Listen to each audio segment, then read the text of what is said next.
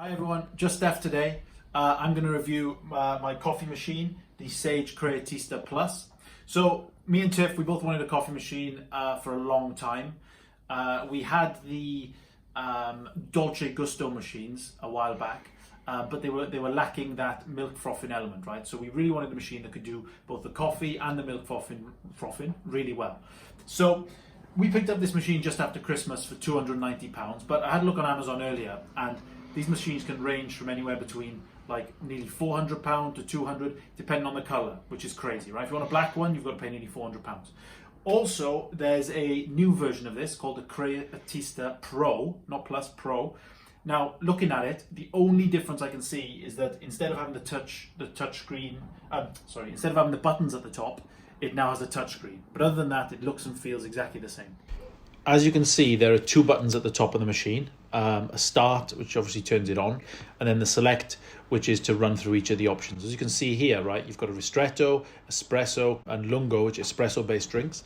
And then you've also got a flat white, cafe latte, cappuccino, and a latte macchiato, and just milk on its own. So if I just go back to a cappuccino, which is the one we use the most, you can see here there's milk temperature. There's a host of different options on here. So you can go from hot milk, different versions of hot, down to ideal, warm, etc. All the way then back up to very hot, and four different versions actually of very hot. So as you can see, it's quite temperature variable. Also, another option available here on the cappuccino is different levels of milk froth. So we have it on setting 4, as you can see, which is the default. But if you look on the line there, you can go up and down depending on how much froth you want in your cappuccino. And finally, on the milk-based drinks, we allow you to change the coffee volume.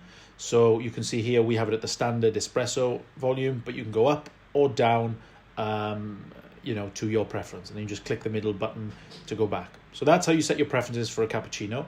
I'll just show you quickly as well. If I was making an espresso, I can, again, like you saw earlier, make it a shorter espresso or a longer one, depending on my preference. So in terms of features of the machine itself, we have a 1.5 litre water tank on the back, which I can see as I'm pulling off here. We fill this with Brita filtered water because that's just our preference. You do have to descale the machine every so often. We haven't come across that yet, and we have made an awful lot of coffees, so obviously it's not that often. But that fits on nicely, clips into place on the back. You also have a coffee pod drawer, which sits nicely underneath the nozzle here where the coffee comes out of. So as you can see, we got 2 pods in there at the moment, but that fits very comfortably 5-6 pods. Another neat feature is the slide out for espresso cups. So you just rest your espresso cup on there, which is quite nice. And then we have a little temperature sensor, which sits below the milk frothing jug. So that's what controls the options that you have on the temperature settings. And there's also a slide out easy clean here drip tray. So let me get on with this. So we have got the machine, as you can see it, right? Very nice looking machine. Now I'll start off by doing a little espresso. So what we can find, and what we've seen more and more in the shops, is that these espresso pods, not just through Nespresso now, but they're also readily available in the shop. So we shop at Waitrose, and they have a very wide selection of pods, but one of our favorite for just espressos are these Illy Classico pods. Can you see that there? Great little pod. So I'm just going to flip up the cap here, right? Very simple. And just a note, I've already filled the machine with water, right? Press it down. Turn the machine on. So it's got a 3-second heat up time, which is nothing.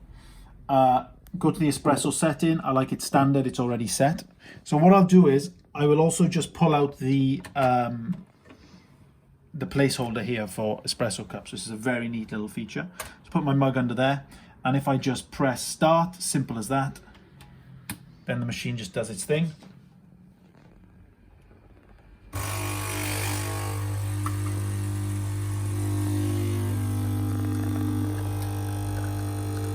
And as you can see, in seconds,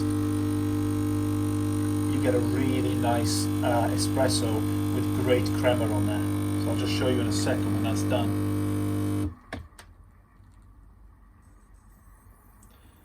So if we just lift that up to show you, you can see on there, look at the crema. Beautiful little espresso.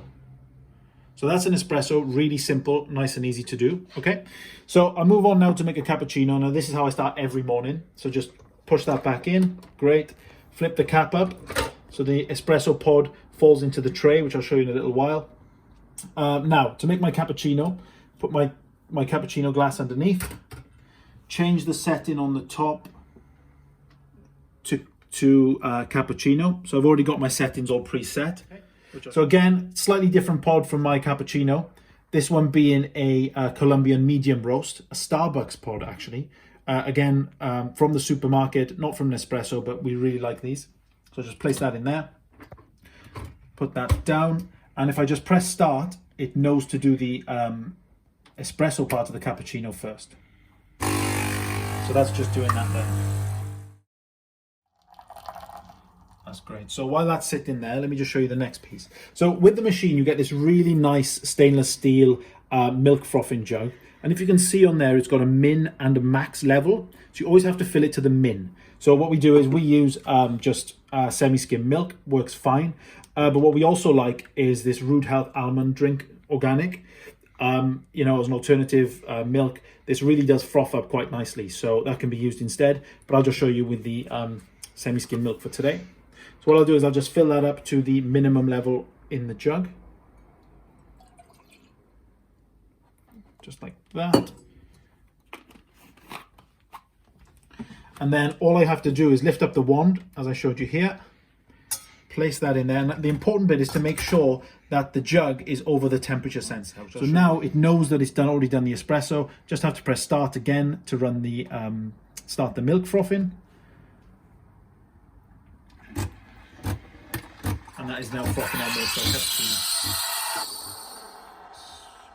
So that's just coming to an end now. So if I just feel the sides of that, that feels nice and warm, just how we like our milk.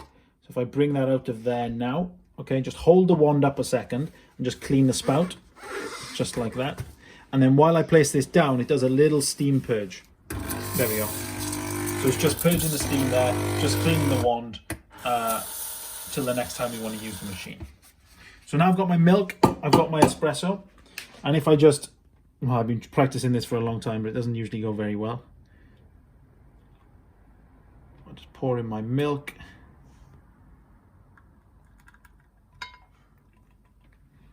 Not the best example, but you can see there's a little bit of froth on top there. Not the best one I've done. I should have left that to Tiff. But yeah, now I've got my nice cappuccino. Tiff's got her espresso. We're going to enjoy these, and thank you for watching.